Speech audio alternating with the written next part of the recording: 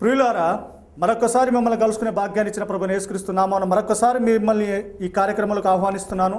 దయచేసి 25 నిమిషాల ప్రోగ్రాంలో మీకు ఏ పనున్నా పక్కన పెట్టి కేవలం ప్రభుని యేసుక్రీస్తు నా కొరకు ఈ లోకంలోకి వచ్చాడు, నా కొరకే మరణించాడు, నా కొరకే సమాధి చేయబడాడు, నా కొరకే శోధనలు వేదనలు అనుభవించాడు, ఆయన రక్తాన్ని కార్చాడు, మరణాన్ని జయించి తిరిగి నా కొరకే 3వ రోజున సజీవుడిగా లేచాడు అని ఆ లేచిన ప్రభువుకి ఈ సమయాన్ని నేను సమర్పిస్తాను అని చెప్పని హృదయమంతటితో ఈ యొక్క 25 నిమిషాలు ప్రభువుకు సమర్పించుకునే విధంగా మీ హృదయాన్ని తెరవాలని ప్రభునామాను కోరుకుంటున్నాను. ఈరోజు తన యొక్క వాక్యోపదేశం ఏంటంటే అసాధారణము. గమనించాలి ప్రియులారు, ఏంటంటే ఇవాళ ప్రభు మనతో మాట్లాడాలని ఆశతో ఉన్న విషయం అసాధారణం. అసాధారణం ఏంటి? కొత్తగా ఉందా? లేదు. గమనించాలి ప్రియులారా, సాధారణము కాకుండా ఉండేదే అసాధారణం. సాధ్యము కాకుండా ఉండేది, సాధ్యము కానిది సాధ్యము కావటమే అసాధ్యం. ఇది అసాధారణము. మామూలుగా చేసే పని కాకుండా చేయలేను అని నిరాశలో కృంగినప్పుడు అకస్మాత్తుగా నిన్ను పైన ఉన్నత స్థానంలో నిలబెట్టడమే అసాధారణమైన విషయం అన్నమాట. కాబట్టి మన టైటిల్ ఏంటంటే అసాధారణము. దయచేసి ఆదికాండం 18వ అధ్యాయము 14వ వచనాన్ని చదవాలని కోరుకుంటున్నాను ప్రియులారా.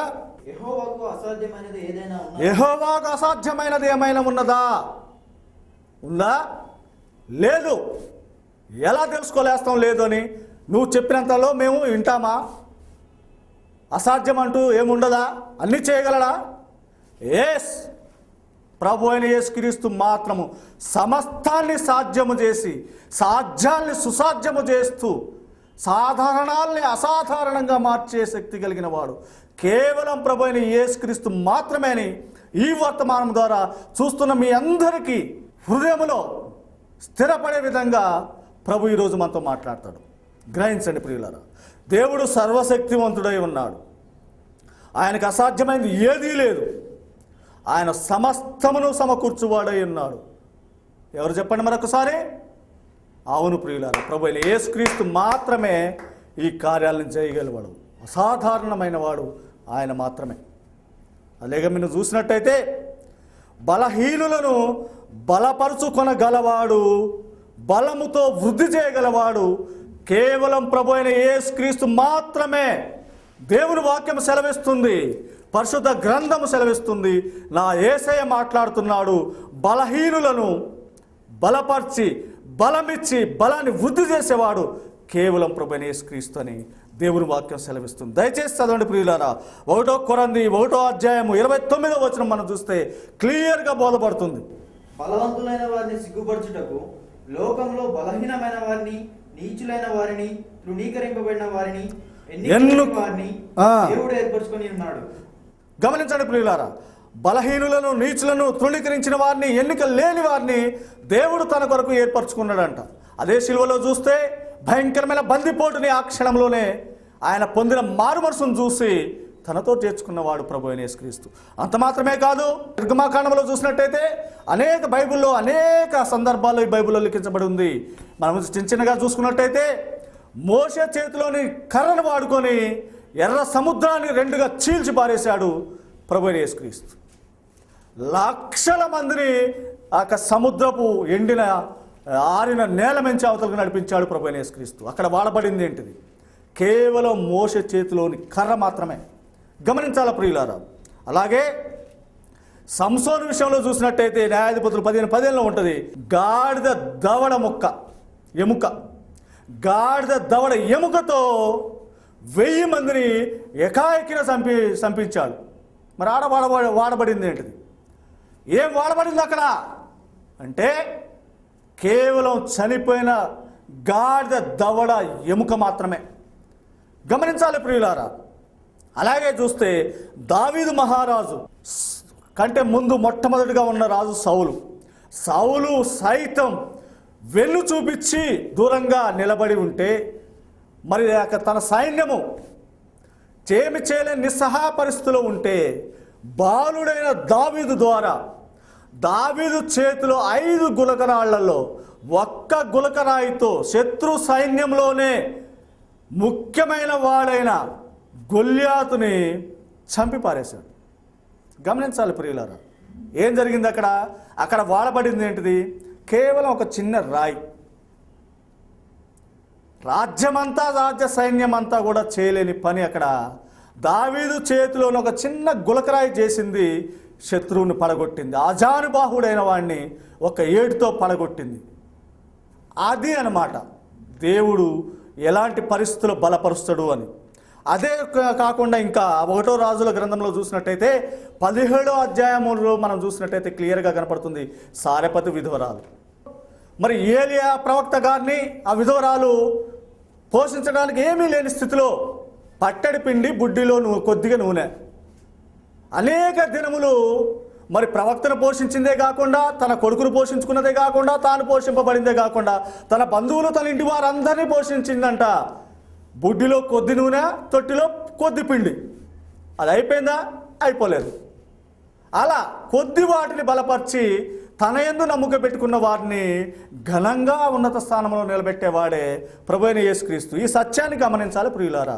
అలాగే చూసినట్టయితే యోహాను 6:9లోను, మత్తయిలోను, మార్కులోను, లూకాలోను చెప్పబడిన ప్రకారంగా 2 చిన్న చేపలు 5 రొట్టెల్ని 5,000కు పంచిపెట్టాడు. కడుపారా తృప్తారా తిన్నారు 5,000 మంది పురుషులు. మరి స్త్రీలు తినలేదా? పిల్లలు తినలేదా? ఇంకా అనేక మంది ఉండొచ్చు. తినిన తర్వాత కూడా 12 గంపలకు ఎత్తబడి ఉన్నాయి అక్కడ. మనం లేఖనము సెలవిస్తుంది, మనం జీవం కలిగిన గ్రంథంలో చూస్తున్నాం. అబద్ధాలు కాదు, కల్పితాలు కాదు, కట్టుకథలు కాదు, చెప్పబడవు. ఇక్కడ కేవలం వాక్యం ఏమై బోధిస్తుందో దాన్నే మీతో పంచుకోవడానికి పరిశుద్ధాత్మ సాయం ద్వారా తన సేవకుడైన నా ద్వారా ఈరోజు మీతో మరొకసారి పంచుకుంటున్నాడు. కేవలం వాక్యం ఏమై ఉందో దాన్నే ప్రకటించబడుతుంది. గ్రహించాలే ప్రియులారా.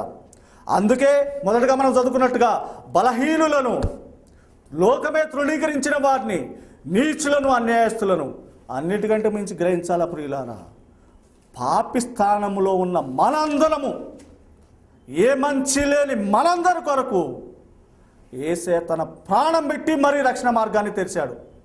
చూశారా? అంటే ఇక్కడ మనం చూస్తే ఏ మంచి లేని వారికి, శక్తి లేని వారికి, నిస్సహాయ స్థితిలో ఉన్న వారిని కూడా లేవనెత్తి ఉన్నత స్థలంలో నిలబెట్టేవాడే ప్రభు అయిన యేసుక్రీస్తు. అందును బట్టి ఆయన నామాన్ని గట్టిగా సఫలపడదాం. ఇది ప్రియులారా. ఇంకా రెండోదిగా చూసుకున్నట్టయితే ఇక్కడ ఆశ్చర్యపోయే కార్యాలు ఉన్నాయి. ఏంటో తెలుసా? గ్రహించారా? ఊహించలేని అసాధారణ క్రియలు ఇంకా కనపడుతున్నాయి. గమనించండి. ఆ అసాధారణ కార్యాలు ఏంటో తెలుసా? మనం గమనిద్దాం. లోకంలో మన కళ్ళ ముందంతా చూస్తున్నాం. మన ఇంటి పక్కనే ఉండొచ్చు, మన వాడకట్లోనే ఉండొచ్చు, మన బస్తీలోనే ఉండొచ్చు, మన ఊర్లో ఉండొచ్చు, నీ బంధువులో ఉండొచ్చు, నీ రక్త సంబంధుల్లో కూడా ఉండొచ్చు. ఈ కార్యాలు గమనిద్దాం. చూస్తే 90 సంవత్సరాల ముదుసలి వయసులో శారాకు గర్భము తెరిచి నీకు కుమారుని దయచేస్తా అని అబ్రాముతో చెప్తున్నాడు. ముదుసళ్ళు పాపం వృద్ధాప్యంలో ఉన్నారు. ప్రభు సెలవిస్తున్నాడు అక్కడ, నీ భార్య అయిన శారా కడుపున నేను కుమారుణ్ణి దయచేస్తా అని. ఆ విషయం ఉన్న ఈ శారా ముసిముసి నవ్వుకుంటూ వెళ్ళింది. ఎందుకు? నిజమా? అయిద్దా? ఎస్, అవుతుంది. అది విశ్వాసం అబ్రహాము నిలబెట్టింది. దేవుడు ఏం చెప్పిండో దాన్ని నమ్మాడు. అదే అతనికి ఈ రోజుకి నీతిగా నిలబడి ఉంది. జరగలేదా? మరి శారా గర్భం తెరవబడలేదా? ఇస్సాకును అనుగ్రహించలేదా? జరుగుద్దా? ఇది జీవం, పిండోత్పత్తి చేయాల్సిన కణాలు మృతమై ఉన్నాయి. మృత కణాల్లోంచి జీవాన్ని పుట్టించి ఇస్సాకును దయచేశాడు ప్రభువైన యేసుక్రీస్తు. నీ నా జీవం కలిగిన దేవుడు. అది మొదటిది. రెండోసారి చూస్తే గొడ్రాలైన రిబ్కాకు, మరి ఆ ఇస్సాకు పెళ్లి చేశారు, రిబ్కాను తెచ్చి కట్టబెట్టారు. రిబ్కా పరిస్థితి ఏంది? ఆమె గొడ్రాలు, యవనస్తురాలే, పెళ్ళయింది, సంసారం చేస్తుంది, పిల్లలు కలగటాలే. చూశారు కలగటాలే. దేవునికి ప్రార్థన చేస్తూనే ఉంది, కలగటాలే. గమనించాలా, భక్తి పరుల కుటుంబంలోంచే రిబ్కా వచ్చింది. This is super power of God. Same ఈ బైబుల్ గ్రంథంలో అంతటా చూసినట్టయితే మనము ముఖ్యంగా మొట్టమొదటిగా లెక్కించాల్సిన వ్యక్తి, నిజమైన హీరో అంటే ఇస్సాకే. ఎందుకంత బల్లగుద్ది చెప్తున్నావు? ఎస్, ఒకే ఒక భార్యను కలిగిన వాడు ఇస్సాకు. ఆ ఒక్క భార్యను కలిగి ఉండటమే కాదు, రిబ్కా ఎంతగానో ప్రార్థన చేస్తే ఆమె గర్భం తెరవబడలే. కానీ ఆడకు అసాధారణమైన క్రియ జరిగింది. ఏంటో తెలుసా? మన లోకంలో కనపడుతుందా ఇది? ప్రభు సెలవిస్తున్నాడు, తన భార్య గురించి, గొడ్రాలైన తన భార్య గురించి ఇస్సాకు దేవుని సన్నిధిలో మొరబెట్టెను. ఆ మొరను, ఆ ప్రార్థన ఆలకించిన ప్రభు ఆయన భార్య అయిన రిబ్కా గర్భము తెరిసెను అని చెప్పని గమనించాలి. ఆదికాండం 25వ అధ్యాయం 21వ వచనం క్లియర్గా చూపబడుతుంది. ఇస్సాకు ప్రార్థన వలన రిబ్కా గర్భం తెరవబడి గర్భవతి అయ్యను. గమనించాలి ప్రియులారా, ఎంతమంది ఉన్నారు ఈ లోకంలో భార్య గురించి ప్రార్థన చేసే భర్తలు? ప్రశ్నించండి. ఈరోజు నీ కుటుంబంలో అడగండి, నా గురించి ప్రార్థన చేస్తున్నావా అని భర్తను అడగండి. ఎంతమంది ఉంటారు? వేళ్ల మీద లెక్కేయచ్చు. నిజమే ఇది. గుడ్రాలైన తన భార్య గురించి ఎంతగానో ప్రభు సన్నిధిలో గోసాడిన ఇస్సాకు యొక్క మొర విని ప్రభు రిబ్కా యొక్క గర్భాన్ని తెరిచాడు, సంతానాన్ని అనుగ్రహించాడు. ఇది సత్యం.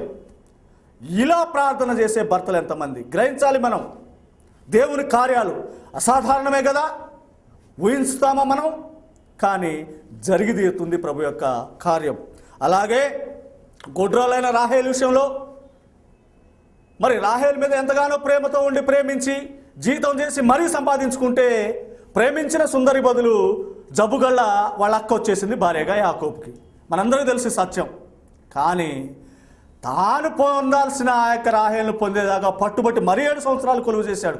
కేవలం రాహేల్ గురించే మరి 7 సంవత్సరాలు కొలువు చేసినట్టుగా మనం బైబిల్ గ్రంథంలో లిఖించబడింది. ఆ యొక్క సత్యం ప్రకారంగా రాహేలు పొందాడు. కానీ ఏం లాభం? కోరిన ప్రియుడు దక్కించుకుంది, భర్తగా చేసుకుంది రాహేలు. కానీ ఏం లాభం? అక్కకైతే పిల్లమ్మడి పిల్ల పుడతా ఉంది, ఏముందో చూస్తే గర్భం మోయబడింది. ఎంత దుఃఖం ఉంటుంది. మొదటిగా ప్రేమించింది రాహేలే, కోరుకున్నది రాహేలే, యాకోబు కూడా కోరుకున్నది రాహేల్నే. కానీ జరిగింది ఆడ ఉల్టా అయింది. అక్క పోయి తన స్థానంలో కూర్చుంది. అయినా పర్వాలేదు, మళ్ళా పొందాడు రాహేల్ని. కానీ చూస్తే ఇక్కడ ఇంకా భయంకరమైన శోధన ఏంటంటే, అక్కకు పిల్లలు ఉన్నారు, ఈమెకు పిల్లలు లేరు. ఎంత బాధపడి ఉంటుంది. అత్త తిట్టినందుకు కాదంట, ఆడబిడ్డ నవ్వినందుకు ఏమో మూతి ముక్కు ముడుచుకుందంట. అలా ఉంటుందన్నమాట. అక్కకు పిల్లనైనందుకు చెల్లెకి బాధ. ఎందుకు? ఏమో పిల్లలు లేరు కాబట్టి. ఈ లోకంలో చూస్తే ఎక్కడ పోయినా ఇదే సమస్య ఉంది. ఈ చెవులతో ఎన్నో వింటున్నావు, కళ్ళతో ఎన్నో చూస్తున్నావు. గమనించాల ప్రియులారా, ఇది ప్రతి నిత్యము ప్రతి కుటుంబంలో జరుగుతున్న విషయమే. అయితే గొడ్రాలైన ఈ రాహేల్కి దేవుడు తన యొక్క చిత్తము చొప్పున గర్భాన్ని తెరిచాడు. ఎలా అంటారా? ఈ రాహేల్ని ఎంతగానో సూటిబోటి పాటలు అక్క ద్వారా, బంధువుల ద్వారా, చూసేవారందరి ద్వారా అనుభవించింది రాహేలు. పాపం, అయ్యో ప్రేమించి మరీ చేసుకుంటావే, పెళ్లి చేసుకున్నావు, అక్క చేసుకున్న తర్వాత కూడా వెంటబడి మరి నిన్ను చేసుకున్నాడే నీ భర్త. ఏం సంపాదించినావు, ఏం పొందినవు, ఏం సుఖం ఉంది? నీ కడుపులో ఒక కాయ కూడా లేదు కదా. మరి ఎందుకు నీ జీవితం? అక్క సంసారం మంచిగా ఉండేది కదా, నువ్వు అనవసరంగా మధ్యలోకి వచ్చినావు కదా. నీ వల్లనే వాళ్ళిద్దరికి కూడా మనస్పర్ధలు వస్తాయేమో. ఏం సాధించినావో నీ అక్క జీవితంలోకి వచ్చి నువ్వు అని ఎంతగానో గుచ్చి లోకం అంటే అని ఉంటుంది కదా. కాదంటారా? మనం చుట్టాలే ఎంతగానో గుచ్చి గడ్డపార లాంటి మాటలతోని ఆమెను చంపి ఉంటారు కదా. కానీ ఆ శోధన వేదన భరించిన ఆ రాహేల్ గర్భాన్ని ప్రభు తెరిచాడు. ఆమెకు కూడా సంతానాన్ని అనుగ్రహించాడు. అది చేసింది ఎవరంటారు? లోకం ఊహించిందా? రాహేల్ ఊహించిందా? వాళ్ళ అక్క ఊహించిందా? రాహేలు కూడా గర్భం తెరవబడుతుందని ఈ అసాధారణమైన కార్యాన్ని జరిగించింది కేవలం ప్రభువైన యేసుక్రీస్తు. అందుని బట్టి ఆయన నామానికి చప్పట్లు కొడదాం. అలాగే చూసినట్టయితే గొడ్రాలైన హన్న, మనం సమూయేలు గ్రంథంలో చూస్తాం. 1వ సమూయేలు గ్రంథంలో హన్న, ఆమె భర్తకి 2 భార్యలే. చిన్న భార్య పెద్ద భార్య, మరి ఆమెకు పిల్లలు ఉన్నారు, ఈమెకు పిల్లలు లేరు, ఏమో గొడ్రాలే. ఈమెను కూడా లోకం ఎంతగానగా చిత్రవద పెట్టుంటుంది కదా. గొడ్రాలా, లే ముఖం చూడొద్దు, నీ పొద్దున్న ఎదురొస్తున్న పక్కవో అనరంటావా? లేదా ఈ లోకంలో ఎంతమంది అన్నంగా మనం వెళ్ళే? సంతానం లేని గొడ్రాలకి ఈ లోకంలో గౌరవం లేదు, ఉందంటారా? లేదు. ఎవరు వాల్యూ ఇయ్యరు. ముఖం చూస్తేనే దరిద్రం, పాపం, పక్కపో అని అనలేక వీళ్ళు పక్క తప్పుకొని పోతారు. కొంతమంది అంటనే ఉంటారు. ముఖం మీద అనేవాళ్ళు కొంతమంది, ముఖం వెనక అనేవాళ్ళు అనేక మంది. గమనించాలి, ముఖం మీద అనేవాళ్ళు కొంతమందే, ముఖం వెనక అనేవాళ్ళు అనేక మంది. మరి ఆ యొక్క బాధల్ని భరించింది. ఇంకా తోటి ఆ యొక్క భర్త భార్య, ఇంకో భార్య, ఆమె అనే మాటలన్నీ పడది. ఆ బిడ్డ ఇంకో భార్యకు పుట్టిన పిల్లలతో ఆమె ఆలన పాలన చేసుకుంటూ ఎంతో సంతోషంతో జీవిస్తుంటే భరించలా అనే దుఃఖంతో ప్రభు యొక్క సన్నిధికి వచ్చేసింది. ప్రభు యొక్క సన్నిధికి వచ్చిన ఆ యొక్క అన్న మనమని ప్రభు విన్నాడు. ప్రభు విని గొడ్రాలు ఇక పిల్లలు పుట్టరు అని తీర్మానించుకున్న ఆ యొక్క హన్నా గర్భాన్ని తెరిచాడు. ప్రవక్త అయిన సమయాల్ని దేవుడు ఆమెకు అనుగ్రహించాడు. చూసాం కదా. అవమాన స్థితిలో మనం మొట్టమొదటిగా చదివిన వాక్య ప్రకారంగా బలహీనులను తృణీకరించబడిన ఈ లోకమే వెలివేసిన వారిని తాను ఎన్నుకుంటున్నాడు ప్రభువైన యేసుక్రీస్తు. ఎలాగే ఈరోజు నిన్ను నన్ను ఎన్నుకున్నాడు, ఆ రోజు వారిని ఎన్నుకున్నాడు. వాళ్ళ జీవితాల అసాధారణ క్రియలు జరిగించాడు. సమూయేలు ప్రవక్తని హన్నా గర్భంలోకి ప్రవేశపెట్టాడు. ఈ యొక్క ఇజ్రాయేలు దేశానికి ఒక మార్గదర్శిగా, దీర్ఘదర్శిగా సమూయేలుని ఆమెకు అనుగ్రహించాడు. అనుగ్రహించి అతని ద్వారా దీర్ఘదర్శత్వాన్ని జరిగించాడు ప్రభువైన యేసుక్రీస్తు ప్రభు. అది అంత మాత్రమే కాదు, గొడ్రాలైన మానోహు భార్య, ఆమెకు కూడా పిల్లలు లేరు, భర్త మంచివాడే, దేవుని భక్తులే, కానీ ఆమె గర్భం మూయబడి ఉంది, ఆమెకు పిల్లలు లేరు. ప్రభు ఆమె మనవి కూడా విన్నాడు. సంసోన్ని దయచేశాడు. మహాబలవంతుడైన సంసోన్ ఆమె గర్భను ప్రవేశపెట్టాడు, సంతానాన్ని ఇచ్చాడు. ఆ ఇచ్చింది ఎవరు? మరి పిల్లలే పుట్టరు అని నిరాశలో ఉన్న వారికి సంతానాన్ని ఇచ్చింది ఎవరు? దేవుడే కదా, మన ప్రభువే కదా. అందును బట్టి మరొకసారి ఆయన నామానికి గట్టిగా చప్పట్లు కొడదాం. ఇంకా చూసినట్టయితే 2 రాజుల గ్రంథం 4వ అధ్యాయంలో చూస్తే క్లియర్గా ఉంటుంది. ధనవంతుడైన ముసలవాని భార్య అని. గమనించాలి ప్రియులారా, ధనవంతుడైన ముసలవాని భార్య ఘనురాలైన షూనేమీయురాలు అని రాయబడి ఉంది. ఘనురాలు, డబ్బున్నవాళ్ళు, ధనికులు ఉన్నవారు అంతా ఉండి కూడా పాపం పిల్లలు లేక అనాథగా, ఎవ్వరూ లేక, భార్యాభర్తలు ఇద్దరు అన్నీ ఉండి కూడా ఏమీ లేనట్టుగానే ఉన్నారు పాపం వారు. ఆ ముసలవాని భార్యకు కూడా దేవుడు గర్భాన్ని తెరిచాడు ఎలీషా ప్రవక్త ద్వారా. ఎలీషా ప్రవక్త గారి ప్రార్థనలు విన్నాడు. తనకి ఆ ఆశ్రయం ఇచ్చిన ఆ దీనురాలికి సంతానాన్ని దయచేయమని ప్రార్థన చేస్తే ఎలీషా ప్రార్థన బట్టి ఘనురాలై, ధనవంతురాలై, ముసలవానికి భారీగా ఉన్న ఆ యొక్క షూనేమీయురాలి కడుపు తెరిచి ఒక మంచి కుమారుని దయచేశాడు. అలాగే చూసుకుంటూ పోతా ఉంటే ఇంకా లూకా 1వ అధ్యాయం 7వ వచనంలో ఇంకా భయంకరమైన సత్యం కనపడుతుంది. చదవండి ప్రియులారా.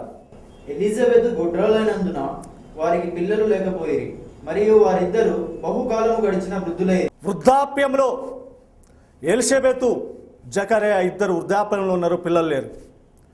దేవుడు తన దయా సంకల్పము చొప్పున వృద్ధురాలైనాక ఎలిజబెతు గర్భాన్ని తెరిచాడు. తెరిస్తే ఆమెకి గర్భం పండింది.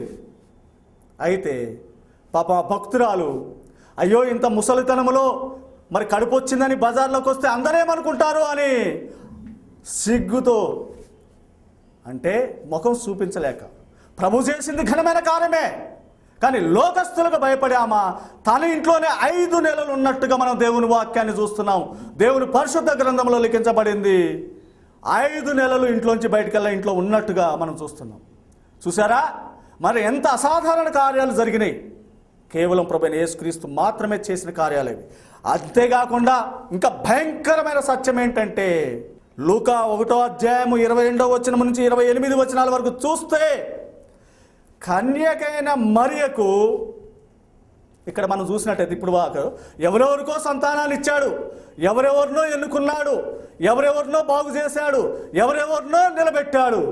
చివరికి తానే దేవుని కుమారుడై ఉండి ఈ లోకంలో నీ కొరకు నా కొరకు ప్రాణం అర్పించబడి శోధనలు వేదనలు భరించి భయంకరమైన శిలువ మరణం పొంది సమాధి చేయబడి తిరిగి 3వ రోజున సజీవుడిగా లేచుటకు ఏ మంచి లేని నీ కొరకు నా కొరకు రక్షణ మార్గాన్ని తెరుచుటకు ప్రభు తానే యేసుక్రీస్తు రూపంలో మనిషి రూపంలో కన్యకైన మరియకు రక్షకుడైన యేసు జనించినట్టుగా మనం చూస్తున్నాం.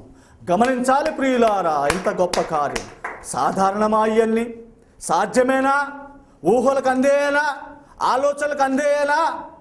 లేదు ప్రియులారా, గమనించాలి. ఇవన్నీ సాధ్యాలకే అసాధ్యం, సాధారణాలకే అసాధారణం ఈ క్రియలు. మరి ఈ క్రియలు చేసేవారు ఎవరు? కేవలం ప్రభువైన యేసుక్రీస్తు మాత్రమే. ఇప్పుడు మనం నేర్చుకున్న ప్రకారంగా ప్రతి సత్యాన్ని తన వాక్కు ద్వారా, వాక్కులోని మర్మాలు సత్యాలని మనకు బయలుపరిచిన ప్రభువైన యేసుక్రీస్తు మాత్రమే అని రూఢిగా మనం తెలుసుకున్నాం. అవునా? కాదంటారా? కాదంటారా? ఎస్, అవును. ఆయన మాత్రమే సజీవం కలిగిన దేవుడు, ఆయన మాత్రమే చేయగలిగిన కార్యాలు, ఆయన మాత్రమే చేసేవాడు. అందును బట్టి ప్రభునామని గట్టిగా మరొకసారి చప్పట్లు కొడదాం. ఇలాంటి అసాధారణ కార్యాలు నా జీవితంలో జరిగినాయి, నా కుటుంబంలో జరిగినాయి, నా పిల్లల జీవితాలలో జరిగినాయి. ఎందుకు పనికిరాని వ్యర్థుడిని, పాపిని, తాగుబోతుని, తిరుగుబోతుని, ఇంకా చెప్పుకోవటానికే సిగ్గనిపించే ప్రతి పాపంలో పడి ఉన్న నన్ను పరిశుద్ధుడైన యేసు తన వైపు ఆకర్షించుకొని తన మందిరానికి నడిపించుకొని చావబోతున్న నన్ను బ్రతికించి నా కుటుంబంలో ఈరోజు నీ ఎదురుగా నేను నిలబడ్డాను అంటే కేవలం ఆయన ఇచ్చే దయ, ఆయన ఇచ్చిన కనికరం, ఆయన ఇచ్చిన నూతన జీవం, ఆయన ఇచ్చిన ప్రాణం బట్టే. చూస్తున్న మీరందరూ చూస్తున్న నేను కాదు, కేవలం ప్రభువైన యేసుక్రీస్తు తన దయా కనికరము చొప్పున నిలబెట్టిన ఆ యొక్క అబ్రహాముని. ఇంతకుముందు నా పేరు నాయన వెంకటేశ్వర్లు, కానీ ప్రభు బిడ్డగా అయిన తర్వాత మార్చబడిన పేరు అబ్రహాము. గమనించాలి ప్రియులారా, చనిపోవాల్సిన స్థితిలో నన్ను లేవనెత్తాడు. నా బంధువులంతా చీ అని చేదరించారు. ప్రభు నేనున్నానంటూ హక్కున చేర్చుకున్నాడు నన్ను. ఈ యొక్క భయంకరమైన ఈ మహాపట్టణమైన హైదరాబాద్లో ఏదో మారు మూలన హబీస్పేట, కొండాపూర్లలో రడి రోడ్డు మీద పడి తాగుతూ తిరుగుతూ చనిపోతూ దేని కింద పడి చనిపోదామని చెప్పని నడి రాత్రి తిరుగుతున్న నన్ను తన వైపు ఆకర్షించుకున్నాడు. భయంకరమైన క్లిష్ట పరిస్థితుల్లో 5 పిల్లలు, 4 ఆడపిల్లలు, 1 కొడుకు, 5 పిల్లలు, భార్యాభర్త అయిన అందరిని మేము పోషించలేక, వీరందరినీ పోషించలేక నా జీవితాన్ని ముగించుకోవాలనుకున్న ప్రియులారా, ఒక తమ్ముడు ఉన్నాడు, 4 అక్క చెల్లెళ్ళు ఉన్నారు, బంధువులు ఉన్నారు, తలంత బలగం ఉంది. ఏ ఒక్కరూ ఆదరించలేని పరిస్థితిలో ఒంటరిగా అనాథగా విడవబడిన నన్ను ప్రభువైన యేసుక్రీస్తు నేనున్నానంటూ తీసుకున్నాడు. మరి తీసుకున్నదే కాకుండా నా కుటుంబాన్ని ప్రతిరోజు రెగ్యులర్గా సంఘానికి నడిపిస్తున్నాడు, మందిరానికి నడిపిస్తున్నాడు.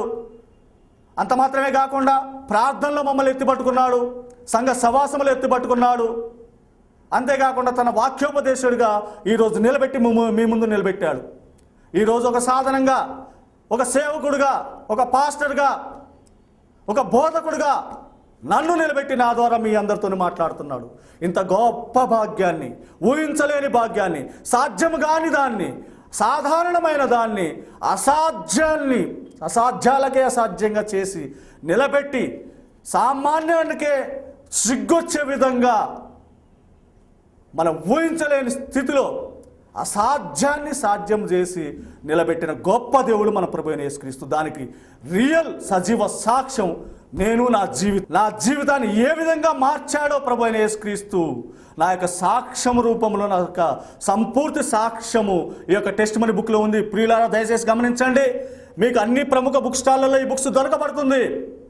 దయచేసి మీరు ఈ బుక్ని పొందాలని, నా యొక్క జీవితాన్ని మార్చిన యేసయ్య ఎలా మార్చాడో, నాలాంటి పరిస్థితుల్లో ఉన్న అనేక మంది జీవితాలు మార్చడానికి సిద్ధం. గ్రహించండి ప్రియులారా, అనేక మంది జీవితాలు మార్చిన యేసయ్య సాధారణమైన ఏ విషయాన్నైనా అసాధారణంగా మార్చి అసాధ్యం అనుకునే సమస్యని సాధ్యం చేసిన ప్రభువైన యేసుక్రీస్తు నామమున మీ అందరికీ మరొక్కసారి వందనాలు చెల్లించుకుంటూ ప్రార్థన చేసుకుందాం. ప్రభు మరి చేసిన కార్యాలు మన జీవితాల్లో కూడా జరుగులాగున ప్రార్థించుకుందాం. పరిశుద్ధుడా, ఘనమైన వాడా, అసాధ్యాలను సైతం సాధ్యం చేసేవాడివి, ప్రభా మరి అసాధారణాలను సైతం సాధారణం చేసేవాడివి కేవలం నీవు మాత్రమే.